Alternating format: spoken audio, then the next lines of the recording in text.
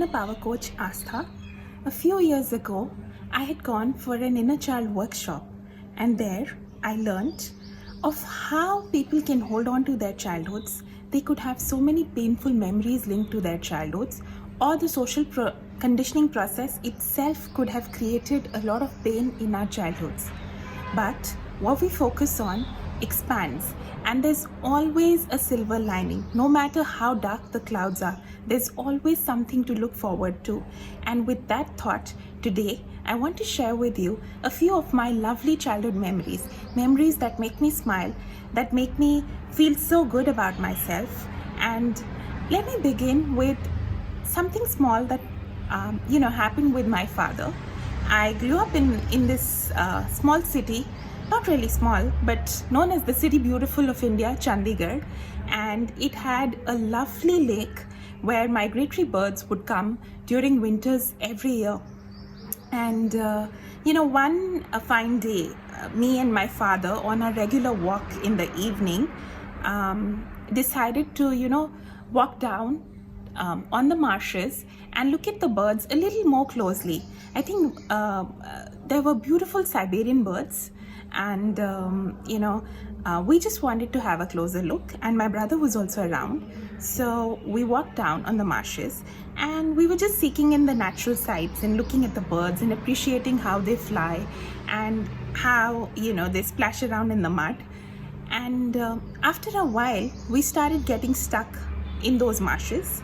Our feet started sinking, and my elder brother, who was very thin and skinny and lean, just walked across the marshes. And me and my father, who were relatively bulky, I was a chubby child too, we kept sinking further and further in those marshes. And then we came up with this idea that we should roll across, and we rolled across. And so for me, why is this a beautiful memory? Firstly, it was fun, it was adventurous. There was a little bit of fear as I was sinking in those marshes. I mean, I didn't know what was going to happen. I was genuinely scared out there. So there was a little bit of fear. But more than that, it was our ability to come up with a solution that stood out. And for me, ever since that point of time, I remember that one solution may not fit all. So my brother was lean and thin, and he could just walk across the marshes. But me and my father had to roll across because we had to distribute our body weight to prevent ourselves from sinking. That was a fun thing. And before I move on, here's one picture with my father as a baby girl. Here's another one with my father and my two brothers, and this is us in the hills. He would always encourage us to go for long walks, treks, and climb hills. So this is one over there, and that stays with me to this day. I just enjoy walking and loving and walking and trekking. What else?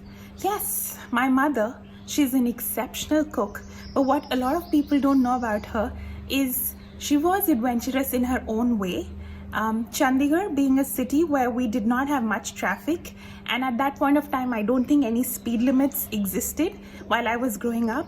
My mother would drive her car at a speed of 100, and it was fun. It was absolute fun. Me and my brothers would just roll down our windows, and the wind would blow in our face. And those are the best moments that I could think of in my childhood. One was that, and then she was very creative. Apart from her creativity in cooking, I remember one of my elder cousins was to get married, and she transformed our whole lawn. And like how?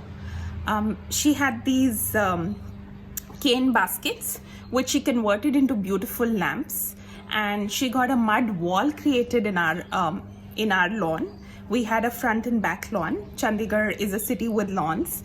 And, and on that mud wall, she got designs made through glasswork. And this was all her creativity at a very low cost. She had a beautiful party. She hosted a party for all relatives, which were coming from different places. for my cousin's wedding celebrations. And for me, that memory stands apart because, I just feel if someone puts their heart and soul into something, they can transform any place. And you needn't do it at a big cost. You can be creative, you can have fun, you can do something with the resources available to you. And other than that, one more thing that my mother would do every morning, and for me it's more of observation than anything else. She would feed the birds. She would feed the birds. And more than her feeding the birds, what stays with me is if on a particular day she would forget, she would feed them sharp at 6 a.m. every morning. If she would forget, those birds would almost come and, hanker on our kitchen door. They would have their beaks and they would keep knocking on the door till she threw them the food. So nature responds. Whatever you throw out, it comes back to you. Nature always responds. So these are some things that I remember about my mother.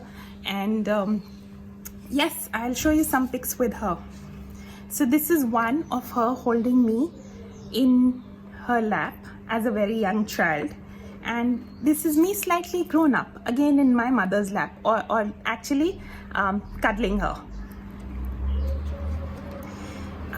Something else that stays on, the fun and adventure that I spoke with my father, those are the kind of memories that I remember.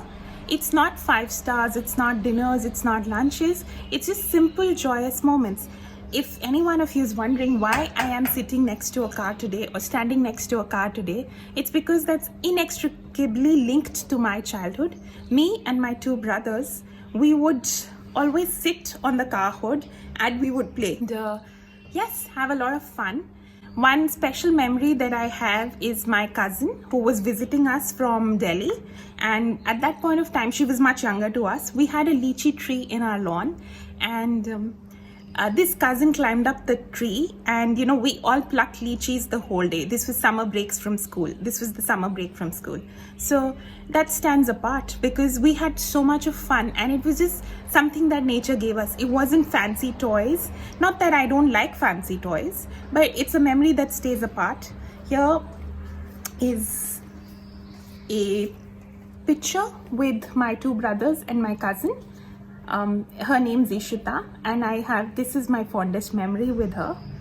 And other than that, one thing, and I'm again going back to my mother, is that the importance of me time or having fun in your life more than anything else. So when I would come back from school, my mother would play a computer game. I don't know how old would I be, 8 or 10 years old. And I would sit and do homework, and that was her only time for herself. She was always devoted to the family. She would play a game known as PC Man or Pac-Man, and I still remember the sound of the cursor eating up, I don't know what they were called, maybe the demons. So eating up all the grumpy demons, the cursor, and she would play and she would have fun. And so everybody needs time for themselves. That may be alone, that may be on the computer, that may be something else, but when your cup is full, that's when you spread joy. And I have a couple of my own pics in my childhood, which I'm just going to share in a minute, which are expressing just that. I have so many with friends, so many with my brothers, but there's some which are alone, and I look happy being alone.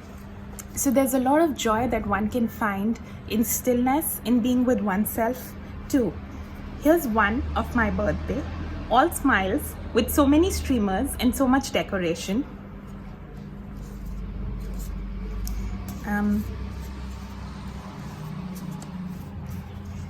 Yeah, and that's it. That's what I would like to share, and I would like to ask each one of you, what is it about your childhood that you love, and what is it that you would like to share, and what is it that you would like to carry forward in your life?